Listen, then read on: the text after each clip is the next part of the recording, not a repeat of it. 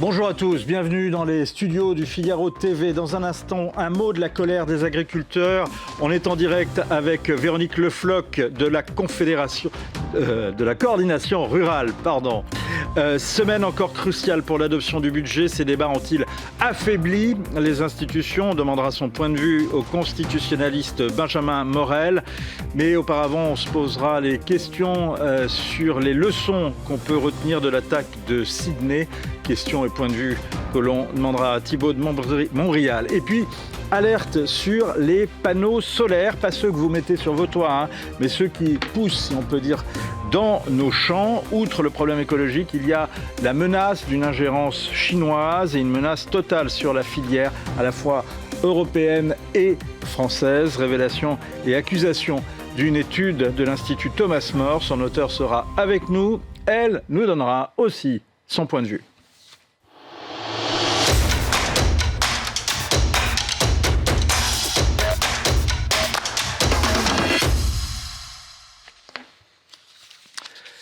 Bonjour Véronique Le Floch. Alors, j'espère qu'on s'entend bien, vous entend bien. Vous êtes donc une des responsables de la coordination rurale que vous avez présidée jusqu'à ces derniers mois. Question, Véronique Le Floch, ce lundi matin, Annie Genevard, la ministre de l'Agriculture, dit que l'épidémie de dermatose est sous contrôle. Est-ce que vous confirmez ? Eh bien, écoutez, elle le dit, on voudrait bien la croire, mais dans tous les cas, on voudrait que ça soit l'abattage total qui ne soit plus la norme et que de fait, on change de braquet et on revient à quelque chose de raisonnable qui correspond à nos demandes depuis le début, c'est-à-dire l'abattage des animaux uniquement malades. Alors, par rapport à cette question de l'abattage total, au gouvernement, on assure que les élevages qui ont subi un abattage total ont été reconstitués et que l'abattage dans des départements comme la Savoie a permis d'éviter la propagation. Des éleveurs que nous avons interrogés au Figaro disent aussi la même chose. Non, mais écoutez, il faut déjà voir chaque ferme pris isolément, et vous avez certaines qui justement ont de la chance d'avoir déjà réussi à repeupler et à tenter de redémarrer, sachant que le niveau de production, la stabilisation du troupeau d'un point de vue sanitaire et autres mettra un peu de temps. Chez certains, ça peut aller d'une année, mais ça peut prendre 5-6 ans, voire plus, comme en témoignent des agriculteurs qui ont déjà subi la vache folle il y a déjà plus de 30 ans maintenant. Donc, on perd quelque chose qui a mis du temps à être constitué. Il faut aussi du temps pour retrouver quelque chose de stabilisé de nouveau.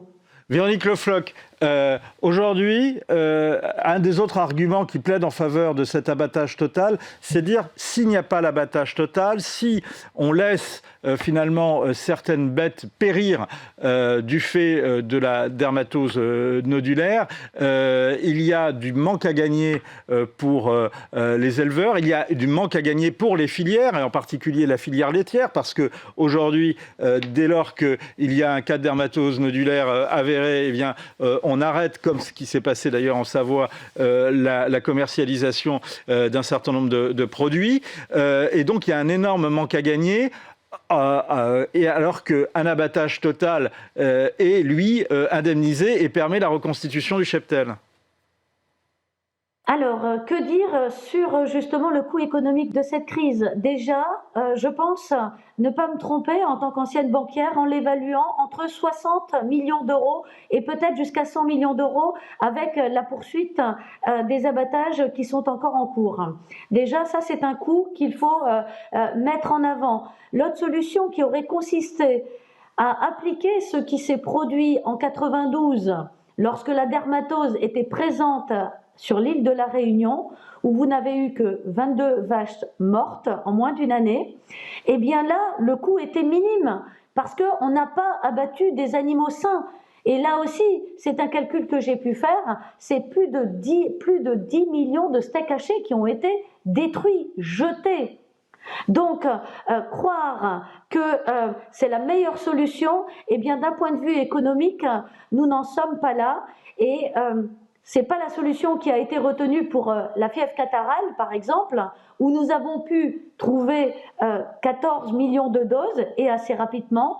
Et aussi, l'export n'a pas été perturbé parce qu'il existe des certificats zoosanitaires nous permettant d'exporter avec des ententes entre pays. Et ça a déjà été validé le 8 décembre dernier entre la France et l'Italie concernant la dermatose. Donc on avance. Qu'attendez-vous de la visite d'Annie Genevard à Toulouse aujourd'hui ? Eh bien, deux choses, la fin de l'abattage total et une expression forte par rapport au Mercosur pour dire que la France se retire, la France enlève son mandat de négociation au niveau de Bruxelles et qu'elle fait preuve de courage pour dire on n'en veut pas, donc on n'y va pas, et donc c'est fin de chantier. Est-ce que vous êtes rassuré justement par la demande de report de l'accord sur le Mercosur, demande qui vient d'être formulée par la France à l'intention des autres pays européens? Alors une demande de report, ce n'est pas une demande de se retirer. Ça veut dire qu'ils sont encore prêts à accepter. Or, on le sait tous, les clauses de sauvegarde n'auront pas d'effet. La clause de sauvegarde, elle va être actionnée à partir du moment où il y aura perturbation de nos prix intérieurs au niveau de la France, une baisse de nos prix de 10%, sauf que si vous prenez de la volaille, le coût moyen de production d'un filet de volaille en France est de 8,50 €. Il n'est que de 6,50 € en moyenne en Europe. Donc on va attendre quoi? Que ce soit 10% de baisse sur les 6,50 ou sur les 8,50? Donc finalement, la France sera toujours lésée avec ces normes qui sont bien supérieures et donc ces coûts de production qui sont supérieurs. Est-ce que, je reviens à la crise de la dermatose, est-ce que vous condamnez les messages haineux, les menaces contre les vétérinaires ou la diffusion de leurs données personnelles sur Internet ? Bien sûr, bien sûr. J'ai toujours été contre cette diffamation, contre les attaques de personnes. Il est clair que c'est illogique, même si on peut imaginer que de là où ils sont partis, ce sont des personnes qui sont à bout et peut-être dans une certaine angoisse qui n'est pas comprise. Et c'est plutôt ce malaise qu'il faut en fait soigner. Et là-dessus, on n'est pas aidé par les décisions de notre gouvernement. Et nos vétérinaires ne sont pas tous d'accord entre eux. Donc, on voit bien la Fédération des vétérinaires européens a validé à l'unanimité, lors de son assemblée générale à Chypre le 14 novembre dernier, une résolution pour dire qu'il est temps de cesser cette politique d'abattage total, qu'il faut partir sur des notions de biosécurité, de vaccination et de contrôle justement de cet environnement et un environnement qui varie aussi avec tous ces transports qu'il faut davantage maîtriser. Alors, Annie Genevard disait que c'était sous contrôle, mais apparemment un premier cas a été découvert aujourd'hui dans l'Aude. Est-ce qu'en Bretagne où vous vous trouvez, il y a également une menace ? Alors, on a perdu la connexion avec Véronique Le Floch. Peut-être qu'on la retrouvera dans les prochaines minutes. Eh bien oui, on m'annonce qu'on la retrouve. Donc voilà, on vous a retrouvé. J'ai une dernière question. Quelle est la situation en Bretagne, là où vous vous trouvez ? Alors, une forte angoisse, une crainte de voir la maladie arriver chez nous. On a déjà perdu en 10 ans 14% de nos cheptels bovins. Poursuivre cette décapitalisation de notre cheptel bovin, c'est aussi mettre en péril demain nos abattoirs et toute la filière. Et surtout, quand on parle de souveraineté alimentaire, il est temps de pouvoir produire chez nous, mais aussi consommer, transformer chez nous pour rester dans cette logique de valorisation et de maintien de la valeur ajoutée chez nous, plutôt que de donner raison à des accords de libre-échange comme le Mercosur ou toute importation venant d'ailleurs et ne respectant pas nos normes. Quelles sont les prochaines mobilisations pour la coordination rurale ? Eh bien, écoutez, elles vont rester fortes jusqu'à la fin de la semaine parce qu'on attend aussi justement ce qui va en sortir au niveau de Bruxelles, au niveau du Mercosur. On connaît la volonté de Ursula von der Leyen de signer cet accord avant la fin de l'année, d'aller le 20 décembre dans ces pays d'Amérique du Sud pour apporter ce qui serait pour elle une bonne nouvelle. Eh bien, pour nous, c'est un sacrifice de l'agriculture qui est clairement affiché et qu'on ne peut accepter et pour lequel il faut justement qu'on marque cette opposition totale. Et je pense qu'il faut aussi qu'on ait l'appui de tous les citoyens, les consommateurs, parce que demain, ça sera de la viande bovine avec de l'oestradiol, comme ça a été détecté lors de contrôles sur de la viande venant du Brésil. Donc tout ça, il faut le savoir, c'est notre santé, c'est votre santé, c'est nos emplois, vos emplois. Voilà, c'est un ensemble. Merci beaucoup Véronique Le Floch et merci de nous avoir répondu en direct dans Point de vue. Désolé pour les soucis parfois de connexion. Merci beaucoup. Bonjour Thibaut de Montbrial. Avant de revenir sur les leçons de l'attaque de Sydney, justement, on va rester sur la question de la colère agricole. Un point. D'abord, vous qui fréquentez pas mal les responsables sécuritaires en France, est-ce que c'est un point d'inquiétude au ministère de l'Intérieur ? Clairement oui. Clairement oui, pour des raisons tactiques que chacun a vu depuis quelques jours, avec une montée d'une forme de violence sur le terrain, mais pour une raison qui dépasse la question de purement tactique du maintien de l'ordre, c'est que cette affaire illustre un point qui est de plus en plus préoccupant et qu'on voit de plus en plus dans le débat public, quel que soit le sujet, c'est que la parole publique n'est plus crue. C'est-à-dire qu'on a beau avoir un certain nombre d'éléments avec des vétérinaires, des scientifiques, des retours d'expérience de différents pays, quand c'est l'État qui prend des dispositions qui sont dures, mais qui ont vocation à éviter que la situation ne soit pire encore, et les gens ne les croient plus.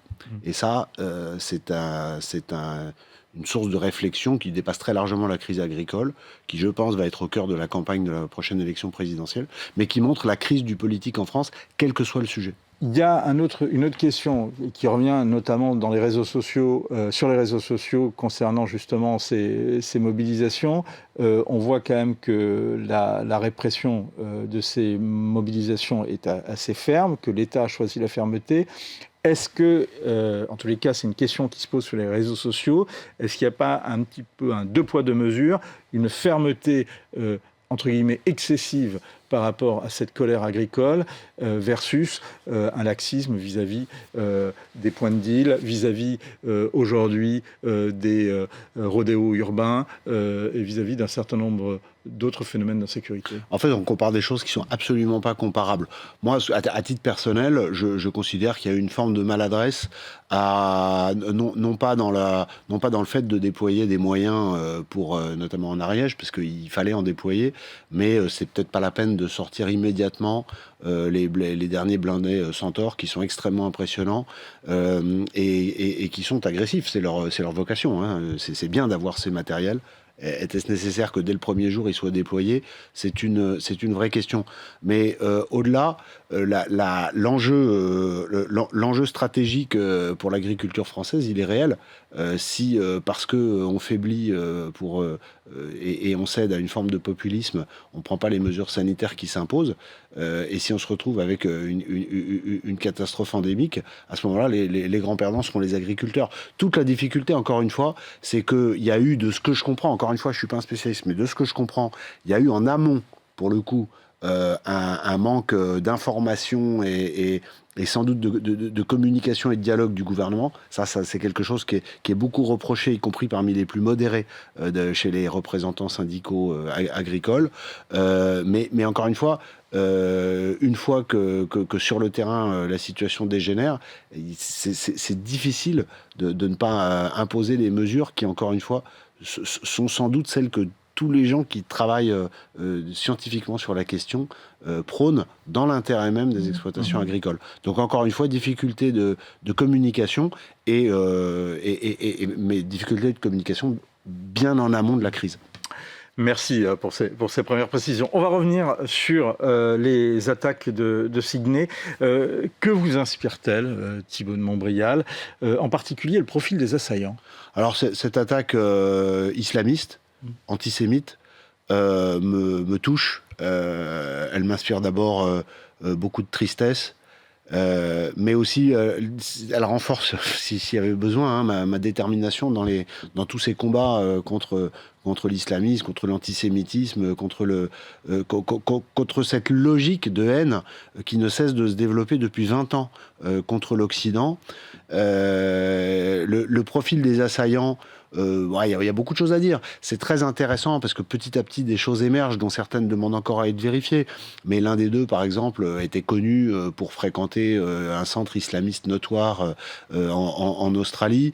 Il y avait eu un certain nombre d'alertes que, semble-t-il, les services de renseignement australiens n'ont pas pris à la mesure de la gravité. Par exemple, moi, j'ai vu passer, mais encore une fois, il faut être prudent, hein, c'est arrivé hier matin. Donc il y a des éléments qui demandent confirmation. Mais apparemment, les individus étaient connus, mais pas connus pour être capables d'actions aussi radicales. Donc la première leçon à tirer par rapport à la France, c'est que, c'est pas une critique, mais c'est un constat, c'est quand on dit il y a une évaluation sur la dangerosité des gens, ce qu'on est bien obligé de faire quand on est un service de renseignement. C'est pas parce qu'on considère que des gens ne sont pas à un niveau de dangerosité tel qu'on pressent qu'ils puissent passer à l'action qu'ils vont pas le faire. Vous voyez, mais est-ce que justement la dangerosité, la difficulté de l'évaluation de la dangerosité. Est-ce que justement notre législation, et en particulier notre législation antiterroriste qui s'est adaptée depuis les attentats de 2015, n'est pas dans cette logique-là justement, n'est pas dans cette logique effectivement d'intervenir très tôt en amont, dès lors qu'il y ait des personnes qui montrent quelques signaux. On en a discuté récemment sur ce plateau, en s'interrogeant sur le fait que est-ce qu'on ne criait pas trop fort avant d'avoir mal? Mais précisément, c'est la logique même de la législation antiterroriste française. Oui, c'est la logique notamment de la loi de 2017, qui est une bonne loi, avec encore une fois, toutes les limites. C'est-à-dire que la logique est bonne, la problématique est identifiée, celle d'aller chercher le plus en amont possible les profils dangereux, mais on en arrivera toujours, parce que tant qu'il ne s'est rien passé, par définition, pardon du truisme, mais c'est impossible de faire de la prospective avec une certitude à 100%, à faire des évaluations. C'est ce que font au niveau national la DGSI, au niveau départemental, les groupes d'évaluation départementaux qui se réunissent avec toutes les autorités du département, de près ou de loin en charge ou au contact de populations qui sont considérées comme à risque. Mais à un moment, vous êtes obligé de graduer. Pourquoi ? Parce que vous n'avez pas les moyens de surveiller tout le monde.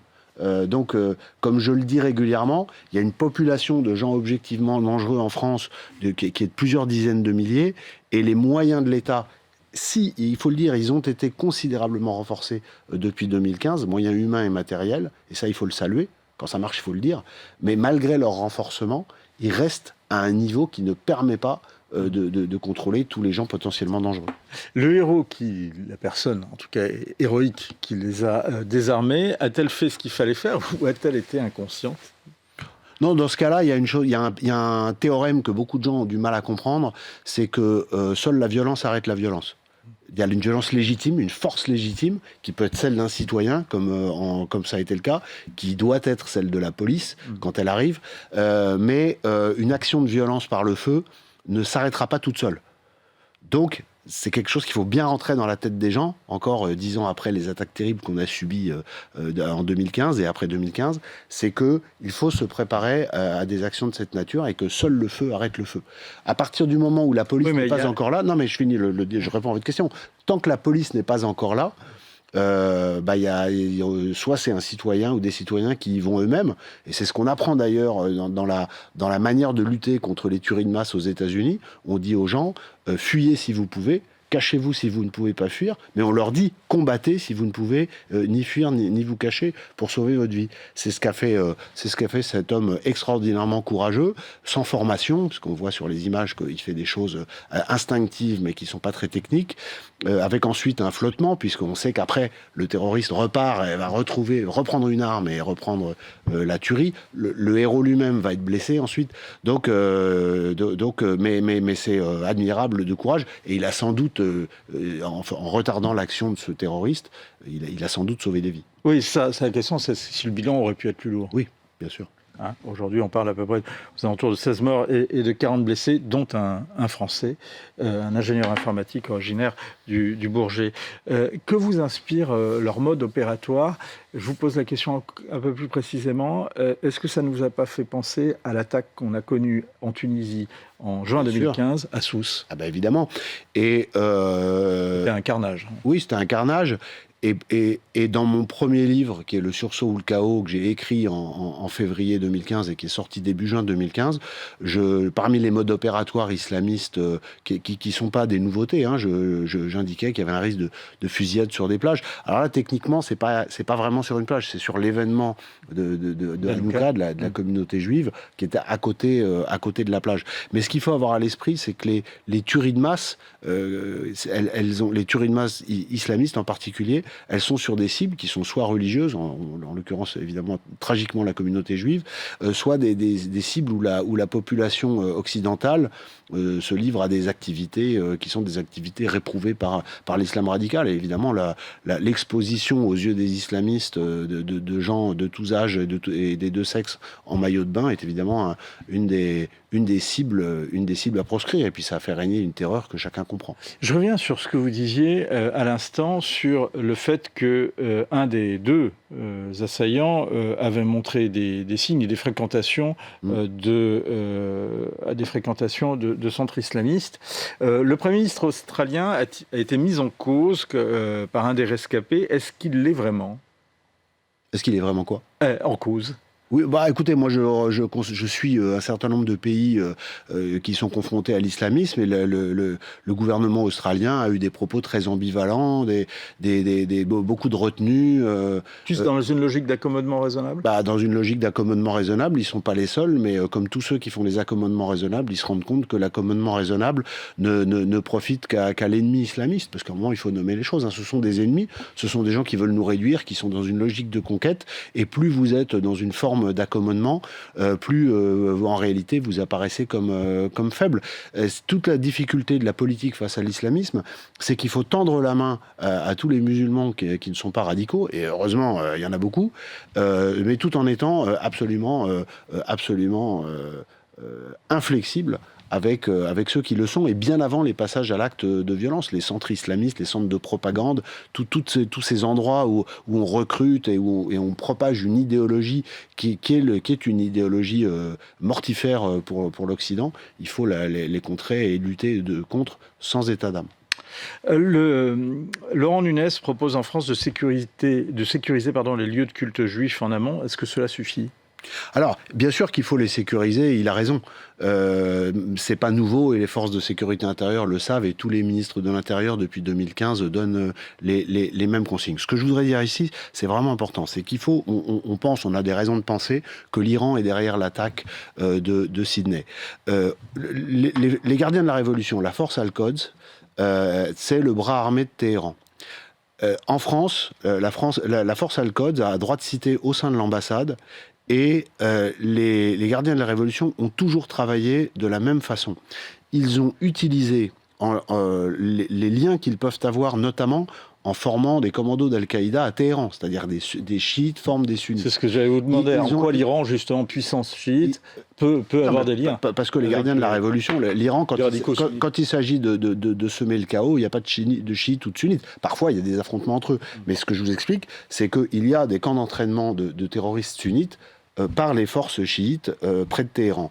Ensuite, il y a donc des liens qui sont exploités dans les pays occidentaux, et les gardiens de la Révolution travaillent toujours de la même façon. Soit ils sous-traitent à des voyous, en particulier à des gens qui travaillent par ailleurs, par exemple pour la grande criminalité organisée, soit ils rejoignent, ce qui est un sujet qui inquiète beaucoup aujourd'hui en France, ils se rapprochent de services comme les services algériens, ce qui est un énorme sujet aujourd'hui, le rapprochement entre les Iraniens et les Algériens, soit ils travaillent par des commandos qui viennent eux-mêmes d'Iran, mais évidemment c'est de prendre un risque inutile que d'exposer des Iraniens. C'est beaucoup plus habile, vu de leur point de vue, de travailler sous faux drapeau en déléguant la tâche à des voyous. Et dernier point qui est essentiel, c'est que la duplicité des Iraniens ça consiste à fomenter et à inspirer et à financer ce genre d'action, tout en les dénonçant sur le plan diplomatique et en se rapprochant des chancelleries occidentales en disant on peut vous aider à lutter contre le terrorisme. Et donc il ne faut pas être naïf, il faut avoir connaissance des modes opératoires de ces gens qui sont des ennemis et qui annoncent, en particulier depuis la guerre dite des 12 jours entre l'Iran et Israël d'avant l'été, que les intérêts israéliens et juifs, qui ne sont pas forcément les mêmes. Israéliens, c'est en lien avec l'État d'Israël, et juifs, c'est tous les gens qui sont de confession juive, bien que des actions dans le monde entier seront effectuées. Deux dernières questions, Thibault de Montbrial, parce que ce que vous venez de dire est quand même important. Il y a une énorme inquiétude, dites-vous, entre des services de renseignement français concernant un rapprochement entre les services iraniens et les services algériens. De quoi a-t-on vraiment peur ? Exactement. Ce sont deux pays qui, pour des raisons différentes, sont dans une logique où ils ont intérêt à déstabiliser. Alors, pour l'Algérie, il y a vraiment un sujet avec la France. On l'a vu avec la crise dite des influenceurs au début de l'année 2025. D'ailleurs, vous m'aviez invité sur ce même plateau pour en parler en janvier-février 2025. Il y a des réseaux d'influence algériens extrêmement puissants en France, dont d'ailleurs fait partie de ces réseaux d'influence la Grande Mosquée de Paris, ce qui est quand même un sujet. Mais bien au-delà, donc il y a un activisme des services algériens qui peuvent évidemment s'appuyer sur un vivier de gens qui sont en lien avec l'Algérie, qui sont directement ou indirectement de plusieurs millions en France, ce qui était forcément un enjeu crucial en termes de déstabilisation potentielle. Et donc tous les services, mais qui peuvent aussi, alors j'élargis le sujet, mais qui peuvent aussi être pour d'autres raisons, les services russes, ont intérêt à se rapprocher des Algériens, qui sont ceux qui connaissent le mieux le territoire français. Rapidement, dernière question, faut-il s'inquiéter pour Noël ? Sincèrement, oui. Sincèrement, oui. Mais c'est une inquiétude qui est prise en compte. Mais c'est pas pour ça que pour les raisons de volume dont je vous parlais tout à l'heure, oui, bien sûr, il faut vivre, mais il faut vivre avec vigilance et sans naïveté. Merci beaucoup Thibault de Montbrial. On va continuer justement à revenir sur la situation en France. Je recommande d'ailleurs vos livres et votre dernier livre en particulier, bien sûr à retrouver, qui est Oser la France, le choc ou la chute. C'est aux éditions de l'Observatoire. On va revenir justement sur la situation en France avec les débats budgétaires et les conséquences sur les institutions, avec notamment cette dernière déclaration de Xavier Bertrand. Merci. Je vous le redis, n'est pas un bon budget. Il faut imaginer ce que c'est un pays qui n'a pas de budget, ni de la Sécu, ni un budget global. Vous pensez qu'il y en aura un avant le 31 décembre ? Je le souhaite, oui. Je le souhaite parce que 149.3 ? Bon, déjà d'avoir supprimé le 49.3... Vous savez qu'Elisabeth Borne se dit que finalement, il faudrait peut-être y recourir. De toute façon, moi, j'ai toujours dit, le 49.3, c'est dans la Constitution. Il ne fallait pas le sortir du débat parlementaire ou du jeu parlementaire. Ceci étant, je pense qu'aujourd'hui, il y a aussi l'esprit de responsabilité qui doit animer chacun. Et vous savez, je suis comme les Français. Tout ça, c'est compliqué. Il n'y a rien de génial. Ce n'est pas des bons budgets. Mais sans budget, la situation serait pire. Et les seuls qui ne veulent pas de budget sont ceux qui veulent que tout se casse la figure. C'est les deux extrêmes. Et les filles, les dirigeants du Rassemblement national, qui eux ne veulent qu'une seule chose, pas de budget, le gouvernement, le cornu tombe. Derrière, dissolution, derrière, départ prématuré du président de la République, ceux qui ne tiennent absolument pas compte du besoin de solidité des institutions, qui sont pressés qu'il y ait des élections, et c'est la raison pour laquelle je combats et LFI et le RN. Bonjour Benjamin Morel. Bonjour. Alors, c'est la semaine cruciale pour le budget. Enfin, on va voir si c'est si crucial que ça, justement, avec vous. Question quand même, à la veille de plusieurs votes solennels, quelles leçons tirez-vous des débats budgétaires ? Qu'on a une forme de faux semblant, c'est-à-dire, je suis assez d'accord avec ce que vient de dire Xavier Bertrand sur votre antenne, dans votre sujet, c'est-à-dire qu'au fond, là, on a une forme d'euphorie. On a l'impression que on a trouvé un accord sur un PLFSS. On pourrait parler de la qualité de ce PLFSS. Je ne suis pas économiste, mais paraît-il qu'il va nous coûter très cher. La réalité, c'est que on ne gouverne pas comme ça. C'est-à-dire qu'on ne construit pas de manière ad hoc à travers des amendements croisés des budgets. C'est pas vrai en France. Ils y sont arrivés. Ils y sont arrivés, mais on faisait éventuellement ça sous la Troisième République. On n'y est pas parvenu sous la Quatrième. C'est pas tout à fait pour rien. Là, Le budget de la Sécu, a priori, devrait être voté la semaine prochaine, mais ça ne présage Cette pas. semaine, puisque le vote solennel, d'ailleurs, a lieu Et demain. en effet, je suis encore en week-end, désolé. Mais de l'autre côté, eh bien, il en va probablement tout autrement du PLF, du budget de l'État. Et donc, il faut bien comprendre Alors. qu'en la matière, il ne faut pas qu'il y ait de tabou. C'est-à-dire que la manière dont on conçoit aujourd'hui le débat parlementaire ne peut pas se satisfaire de ce que l'on a vécu depuis quelques mois. Il va falloir qu'on envisage la formation de majorité, et ça passera probablement, in fine, par l'activation d'articles que l'on aime détester, comme en effet, comme vous avez Bertrand évoqué tout à l'heure, le 49 alinéa 3. Oui, question, c'est ça. Est-ce que la Ve République peut vivre sans le 49.3 ?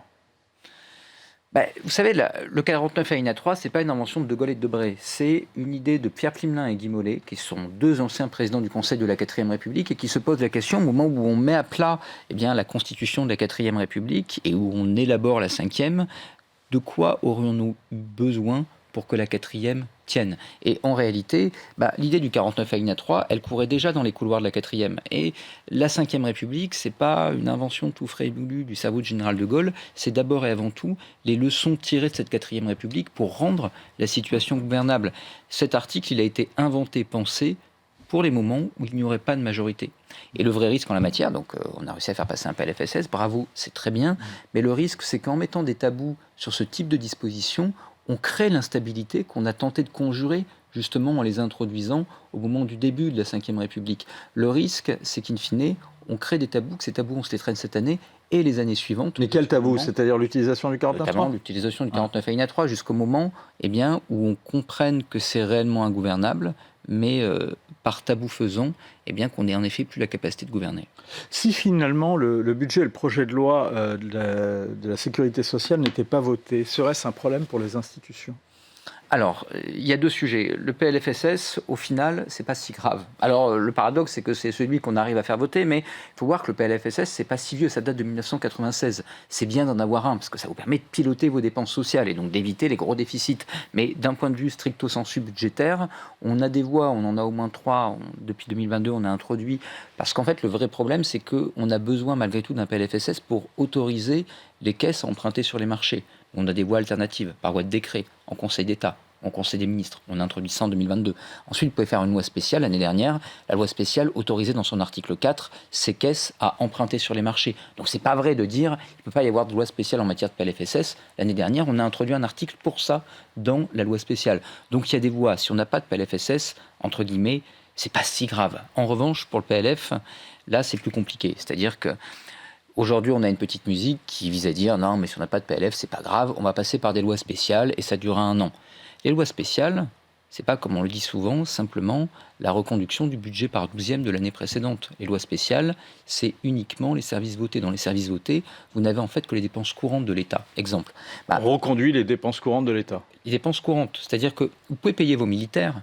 C'est heureux. C'est même pas que vous pouvez, c'est que vous devez les payer. D'ailleurs, vous seriez contraint de le faire même sans loi spéciale. Vous n'auriez pas les impôts en face. Ce serait embêtant. Mais vous êtes contraint de les payer. Mais vous ne pouvez pas leur acheter des avions. Derrière les avions, il y a quoi ? Il y a une politique de réarmement, premièrement. Ça peut être important dans la situation géopolitique actuelle. Et deuxièmement, il y a des avionneurs. Derrière ces avionneurs, il y a des sous-traitants. Et donc, en fait, si jamais vous n'avez que des lois spéciales, on fait des économies, paradoxalement. Mais vous avez une économie qui s'effondre parce que vous n'avez plus de commandes publiques. Derrière, vous avez des entreprises qui ferment. Et derrière, vous avez l'ensemble de votre tissu économique qui se délite. Donc, on peut tourner quelques semaines, voire quelques mois avec des lois spéciales, mais très rapidement, il va nous falloir un budget. Oui, mais est-ce qu'il y a une autre hypothèse, c'est qu'il y ait une loi spéciale, finalement, qui soit votée et qui permette de passer le cap du 1er janvier, et finalement, il y a un budget qui est, lui, adopté, mais au mois de janvier ou au mois de février. Actuellement, c'est le plus probable. Le projet de loi de finances, donc le budget de l'État, va être normalement adopté dans sa version très modifiée par le Sénat. Ensuite, on devra avoir ce qu'on appelle une commission mixte paritaire. On commence à connaître. Ça, c'est prévu vendredi. Voilà. Alors, la commission mixte paritaire, ça devrait être le 19. Et ensuite, cette commission mixte paritaire, elle va être conclusive ou pas. Si sénateurs et députés se mettent d'accord, à ce moment-là, le texte revient à l'Assemblée. Et à l'Assemblée nationale, la question, c'est est-ce qu'il a une majorité ? Actuellement, arithmétiquement, il n'a pas de majorité. Et donc là, soit vous dégainez le 49 alinéa 3 à l'avant-veille de Noël, et en espérant que ça passe, soit vous repartez pour un tour de discussion au mois de janvier, sachant que malgré tout, la réalité arithmétique qui ferait passer ce PLF, aujourd'hui, elle n'existe pas. À la différence du PLFSS, il n'y a pas de sucré, il n'y a pas le bonbon qui a permis aux écolos de s'abstenir, aux socialistes de voter pour, il n'y a pas la suspension de la réforme des retraites dans votre PLF. Dans votre PLF, vous n'avez que ce qui est amer. Et donc, dans ce cadre-là, actuellement, il n'y a pas de majorité arithmétique pour faire passer le texte, ce qui laisse à entendre que l'hypothèse 49 alinéa 3, on y revient, ne pourra pas être un tabou éternel. Autre question, peut-être une précision. Si il y a la commission de mixte paritaire se réunit vendredi, est-ce qu'on peut justement repréciser de quoi parle-t-on quand on dit conclusif ou non conclusif ? Alors conclusif, ça veut dire que les députés et les sénateurs se sont mis d'accord sur un texte commun. Ce texte commun, ensuite, il est soumis tel quel, sans vraiment la possibilité de l'amender ou tout à fait à la marge pour des raisons rédactionnelles, à l'Assemblée et au Sénat. Et donc ensuite, les deux chambres doivent voter à la virgule près le même texte, et auquel cas, banco. Mais s'il y a l'une des deux chambres qui vote contre, et c'est probablement le cas à l'Assemblée nationale, ça veut dire ensuite que vous repartez pour un tour non conclusif. Députés et sénateurs ne se sont pas mis d'accord, ça repart à l'Assemblée, c'est amendé à nouveau, comme c'était le cas pour le PLFSS, ça repart au Sénat, c'est amendé à nouveau, et ensuite seulement, on peut donner le dernier mot à l'Assemblée nationale, mais là, ce qu'on appelle la dernière lecture. Dans ces cas-là, on est après Noël. Oui. Enfin, très probablement, sauf vraiment à vouloir accélérer la procédure, mais comme vous n'avez pas de majorité, accélérer avec le pied sur l'accélérateur sur la procédure, c'est à peu près la certitude d'avoir un vote négatif, et donc, in fine, de ne pas gagner du temps. Donc, si la commission mixte paritaire est non conclusive ce vendredi, il y a deux solutions. Soit les débats se poursuivent pendant la trêve des confiseurs pour qu'il y ait un vote avant le 31 décembre, soit il y a un report après le 31 décembre. Vous avez envie d'avoir des vacances de Noël, n'est-ce pas ? Si vous êtes question. député, c'est mal barré. En effet, pour une raison simple, c'est que, en effet, si jamais la CMP est non conclusive, en fait, vous avez très très bien distingué les deux voies. Il serait assez possible, pour ne pas dire probable, qu'on reporte à ce moment-là les débats en janvier. On fait passer la loi spéciale, elle doit être déposée avant le 19 décembre, donc également avant vendredi. On la fait passer au Parlement et ensuite on passe les vacances de Noël et tout le monde se calme. Si jamais vous faites ça entre Noël et le Nouvel An, alors il va falloir sans doute utiliser des moyens pour accélérer les débats parlementaires, notamment ce qu'on appelle le vote bloqué. C'est un peu technique, mais ça permet d'accélérer en ne faisant voter que sur la version souhaitée par le gouvernement. Mais ça veut dire que vous allez frustrer les parlementaires de leurs amendements, ils ne vont pas être contents. Qu'à partir de là, vous aurez sans doute un vote négatif et qu'in fine, vous aurez sans doute quand même pas de budget adopté avant Noël ou le Nouvel An. Donc l'hypothèse qui m'apparaît la plus probable, mais encore une fois, il faut être très très prudent aujourd'hui, c'est que si la CMP n'est pas conclusive, tout le monde part en vacances après le vote d'une loi spéciale. Et on pourra poursuivre les débats budgétaires en janvier ? C'est l'avantage de la loi spéciale, ça vous autorise. En fait, une loi spéciale, c'est quoi ? C'est uniquement l'autorisation au gouvernement de prélever les impôts et d'emprunter sur les marchés pour se donner le temps d'adopter un budget. La loi spéciale, elle, doit être absolument adoptée avant le 19 décembre ? Alors, pas adoptée, mais déposée. Alors après, vous savez, vous avez le droit et le tordu. Du point de vue du droit, dans l'article 45 de la LOLF, donc celle qui porte sur la loi spéciale, la date du 19, elle est claire, elle est indiquée. Après, je serais tenté de vous dire que le premier mardi du mois, avant de déposer un projet de loi budgétaire, il est également indiqué dans la LOLF, et on s'en passe allègrement, et le Conseil ne censure pas. Donc il est évident que si vous avez une loi spéciale qui est déposée plus tard, le Conseil ne va pas dire « Non mais attendez, la loi spéciale a été déposée trop tard, donc j'annule la loi spéciale, je la censure, et à partir de là, débrouillez-vous, chaos financier ». Donc évidemment que ces délais, ils sont théoriquement contraints, mais qu'en réalité, ils sont beaucoup plus souples. Merci beaucoup Benjamin Morel. C'est un peu technique, mais vous nous avez éclairé notre lanterne et va en avoir, je gage qu'il va y en avoir besoin dans les jours et les heures qui viennent. En tous les cas, si ce n'est pas le cas, on en saura un petit peu plus. Merci beaucoup. Le nouveau régime ou l'impossible parlementarisme, c'est votre dernier livre, c'est à lire et c'est aux éditions Passé Composé. Merci beaucoup Benjamin Morel. On va revenir sur une autre question. C'est une alerte qui est lancée, l'alerte sur l'industrie française qui cherche à développer cette filière, mais les normes et l'offensive chinoise risquent d'y faire échec. C'est la filière des panneaux solaires. Alerte donc sur les panneaux solaires, l'industriel Hubert de Boisredon avait commencé à la lancer sur notre plateau. Un exemple sur le photovoltaïque, parce qu'on a aussi, on s'est diversifié dans les films photovoltaïques. Mais on ne peut pas dire à la fois qu'on veut regagner la souveraineté nationale et que les énergéticiens continuent d'importer 95 à 98% des panneaux solaires de Chine. À un moment, il faut qu'il y ait une conscience que on a vu qu'on était complètement dépendant du gaz russe, et avec le même aveuglement, on est complètement dépendant, par exemple, des panneaux solaires chinois. Donc il y a des enjeux de réindustrialisation qui sont importants. Aussi, pour regagner de la souveraineté, ça doit aussi passer par des mesures fiscales, des mesures de taxes carbone à l'entrée, mais de taxes sociales à l'entrée. Par exemple, quand on sait que certains produits comme les panneaux solaires, sont souvent fabriqués par les esclaves ouïghours, c'est inacceptable. Je pense qu'il faut qu'il y ait une conscience qu'on ne peut pas accepter n'importe quoi et de participer en fait de comportements ou de styles de production qui sont dommageables pour l'environnement et aussi qui ont un impact social extrêmement négatif. Bonjour Laetitia Pufauché. Bonjour Vincent. Apparemment, Hubert de Boisredon n'a pas été entendu par les autorités. Pour l'instant. Mais moi j'ai bon espoir que ça change et j'ai l'impression que progressivement on va peut-être atterrir. Alors, de quoi parle-t-on ? Aujourd'hui, on a dans le domaine du photovoltaïque une domination chinoise absolument écrasante et je dirais même remarquable, parce que je veux saluer ici les Chinois. Ce qu'ils ont réussi à faire en 10-15 ans est absolument remarquable. Ils avaient à peu près 30% du marché du panneau photovoltaïque en 2015. Ils ont maintenant quasiment au niveau mondial 100%.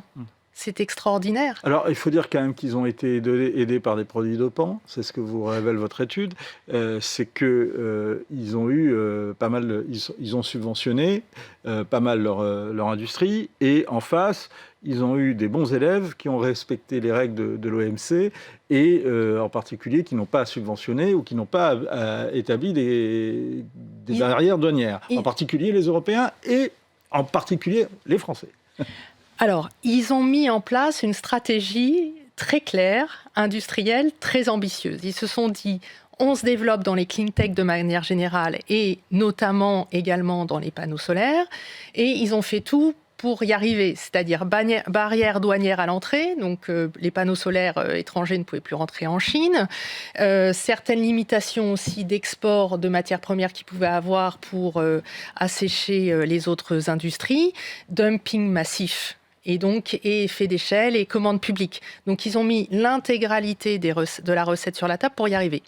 Au début, je pensais comme vous qu'on avait été mauvais, nous les Français, et puis les Européens. Bon, je me suis un peu... c'est quand on se regarde, on se désole, quand on se compare, on se console. En étudiant ce sujet, je me suis aperçu que personne n'avait résisté. En fait, les États-Unis avaient, jusqu'en 2015, 55% du marché. Ils ont quasiment plus rien. Les Japonais aussi, les Coréens, les Européens, quoi. Tout le monde a été mangé à la même... l'intégralité de l'Occident. L'Occident a été piégé par les propres règles de l'Organisation mondiale du commerce qu'il avait contribué à créer. C'est fascinant à travers cet exemple. C'est un exemple extraordinaire. Vous parlez de clean tech. Est-ce que vous l'abordez pas franchement dans votre étude, mais quand même c'est une question qui se pose. Est-ce que le photovoltaïque et en particulier ces panneaux solaires massifs sont une clean tech, sont une technologie propre ?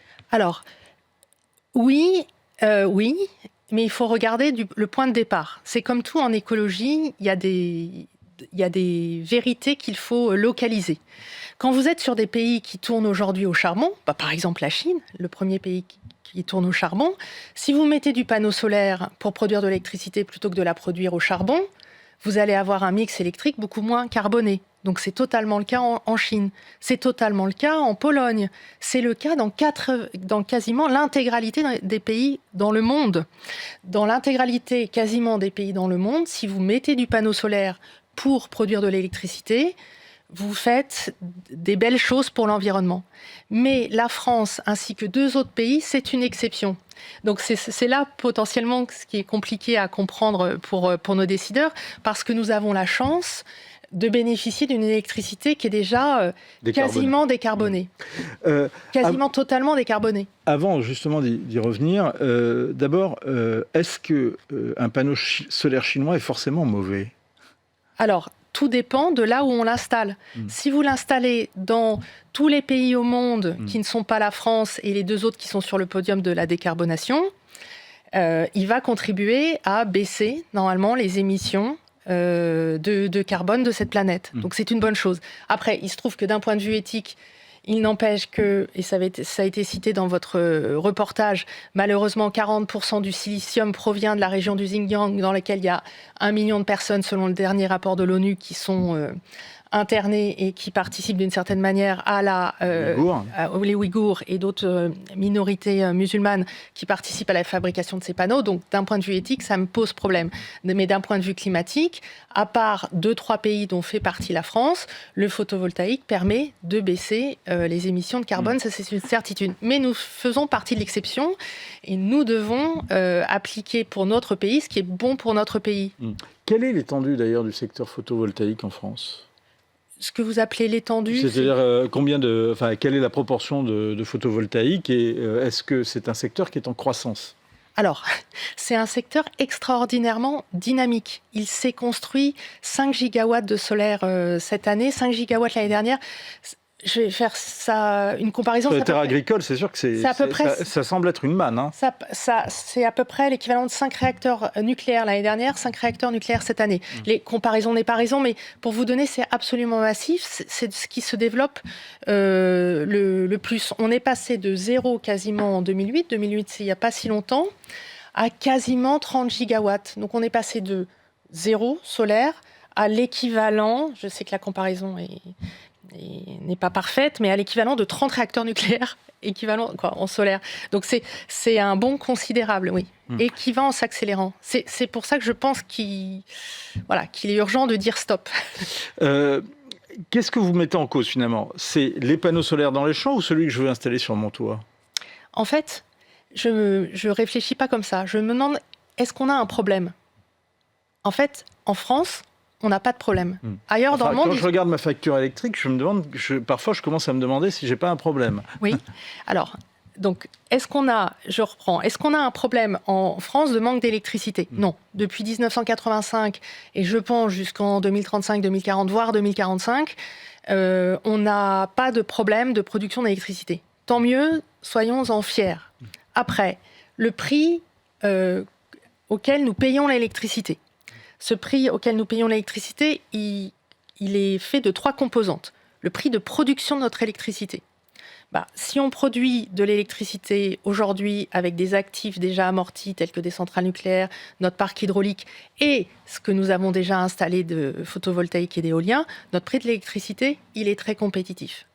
Mais là-dessus, on va rajouter 2 autres choses qui comptent pour 60-66% de la facture, qui sont des taxes liées aux obligations d'achat que nous avons contractées pour notamment le solaire et du prix du raccordement, et notamment du solaire. Et c'est là où je dis attention, si on veut bénéficier d'une électricité pas chère, alors il faut arrêter maintenant d'ajouter des coûts sur notre facture. Et le solaire génère des coûts sur le raccordement, mais aussi sur la facture des consommateurs par les obligations d'achat que nous contractons auprès des producteurs. Et d'où viennent ces obligations d'achat ? Ça a été fait comme ça en France, quand on a voulu développer le solaire en 2008. On a développé des obligations d'achat, c'est-à-dire que l'État se portait garant auprès des producteurs du fait qu'il allait lui payer à X euros, quoi qu'il arrive, le prix du mégawattheure. Et ce risque a été transféré intégralement sur le consommateur. C'était très audacieux, voire une erreur. Vous dénoncez une coalition des anti-éoliens et des anti-nucléaires. Alors, c'est une coalition inconsciente, je pense. Mais pour avoir vu comment ça se passe, si vous êtes anti-éolien, et il y en a, et on peut les comprendre, c'est pas une critique de ma part d'être anti-éolien, des gens, voilà, ils aiment pas ça, ça clignote, et ça se voit. Donc, ces gens-là, ils voient bien quand même qu'être anti-éolien, ça peut être un peu anti-air du temps parce qu'il faut être, entre guillemets, dans la doxa pro-renouvelable. Donc généralement, quand ils construisent leur scénario énergétique pour contrecarrer, par exemple, ceux de RTE, ils mettent au minimum le nombre d'éoliennes et puis, pour être gentils, pour pas se prendre trop de critiques, etc., ils bouclent leur scénario en mettant plein de solaire, en se disant, Comme ça, vous voyez, ça tient mon mix électrique. J'ai mis 0 éolienne, mais j'ai mis plein de solaire. Donc, je donne un petit bout de chair à tout le monde et je suis content. Pour les anti-nucléaires, ils font un peu la même chose. C'est-à-dire, ils essayent de se dire, non, mais le nucléaire, on n'en veut pas, donc on fait plein de renouvelables. Puis après, ils regardent, ils se disent, bon, quand même, l'éolien, je ne peux pas en mettre partout, les gens ne sont pas contents, j'ai besoin qu'ils m'élisent. Donc, je vais en mettre plein sur le solaire, parce que ça, c'est mignon, ça se voit pas trop. Donc, ils arrondissent aussi leur scénario en mettant plein sur le solaire. Et je me suis aperçue de ça en travaillant le sujet, c'est que c'est le petit dénominateur, c'est le compromis acceptable, si vous voulez, le solaire. Des deux camps les plus remontés. Sachant quand même qu'on voit observer une colère qui monte, y compris parmi des gens qui sont également des anti-éoliens, notamment dans le milieu agricole, qui sont aussi anti-panneaux solaires, notamment en raison des problèmes écologiques que peuvent provoquer, des problèmes d'incendie également, que peuvent provoquer les champs de panneaux solaires. Alors, moi, je suis anti-rien. En revanche, je suis soucieuse des finances publiques et de la souveraineté. Donc, en fait, aujourd'hui, mon analyse, elle est plus simple que ça. Est-ce qu'on a un problème par rapport à l'électricité ? Non. Donc, est-ce qu'on doit agir ? Vous allez même plus loin. Vous dites que, et c'est un élément passionnant de votre étude, vous révélez que la filière électrique ne se porte pas si bien, malgré le tout électrique, et en particulier l'arrivée prochaine des véhicules électriques. On a plutôt une consommation qui est en baisse, ou en tous les cas qui est appelée à l'être. Alors, la consommation électrique depuis 2011 est plutôt effectivement sur un léger faux plat plutôt baissier. Pourquoi ? Dedans, il y a des très bonnes nouvelles. Ça s'appelle l'efficacité énergétique. Je prends un exemple, et pardon, ça ne sera peut-être pas les bons ratios, mais à chaque fois qu'on a un nouveau processeur dans un ordinateur, dans une télé ou une ampoule, généralement, elle consomme par un facteur 4 ou 5 moins d'électricité pour le même service rendu que le produit d'avant. Donc en fait, ce qu'il faut bien, ça s'appelle le progrès technologique. Donc en fait, effectivement, l'électricité, plus la technologie avance et moins on en a besoin pour le même service rendu, par des facteurs, encore une fois, 4 ou 5. Donc même si je rajoute une productivité extraordinairement meilleure, ce qu'on a pu, en termes de productivité. Voilà, ce qu'on a pu voir pour les ordinateurs. Et donc même si je mets des voitures électriques, en fait, je rajoute de la consommation.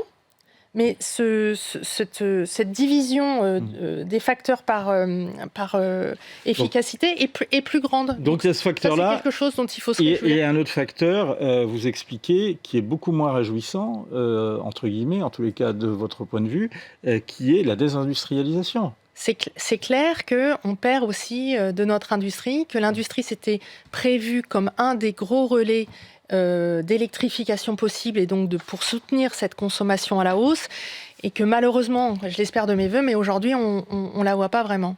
Parmi les solutions que vous proposez, Laetitia Puy-Fauché, il y a des stocks stratégiques sous forme de photovoltaïque couplés à des batteries et conçus pour fonctionner hors réseau pour renforcer notre résilience en cas de crise. Oui. Pour moi, c'est un point très important. Total, je ne sais pas si vous savez, ils ont été créés il y a plus d'une centaine d'années parce que pendant la Première Guerre mondiale, ça ne nous a pas empêché de la perdre, mais nos véhicules de l'armée ont failli manquer de diesel. La deuxième, pas la première. Enfin, le début de la deuxième qu'on a perdu. Voilà. On a failli manquer de diesel, donc on a créé Total. On a créé Gaz de France aussi à la fin de la Seconde Guerre mondiale en se disant on ne peut pas ne pas avoir de gaz. Aujourd'hui, l'électricité, on en produit, c'est pas le problème, mais c'est des infrastructures qui sont très fragiles par définition, puisque y a des fils qui passent, il faut que ça soit équilibré toutes les 15 secondes, ça se stocke. Donc des stocks stratégiques de batteries, c'est ce que vous dites. Aujourd'hui, le photovoltaïque, s'il nous permet vraiment quelque chose, c'est couplé à des batteries, de pouvoir, hors réseau, garder de l'électricité, garder les lumières allumées, même s'il y a un choc. Et je pense qu'on doit regarder cette technologie avec ces yeux-là, en se disant, mon pays, en termes de production d'électricité, il en a assez, mais demain, dans un monde plus électrifié, est-il assez résilient du point de vue électrique? Je n'en suis pas sûre. Utilisons le solaire et la batterie pour augmenter la résilience en cas de choc grave. Merci beaucoup Laetitia Puy-Fauché. Votre étude sur le photovoltaïque affiche la couleur. Elle est d'ailleurs très intéressante et elle est à retrouver sur le site de l'Institut Thomas More. Point de vue, c'est fini. On se retrouve demain, même heure, même endroit, avec Anne-Emmanuelle Isaac. Merci Vincent.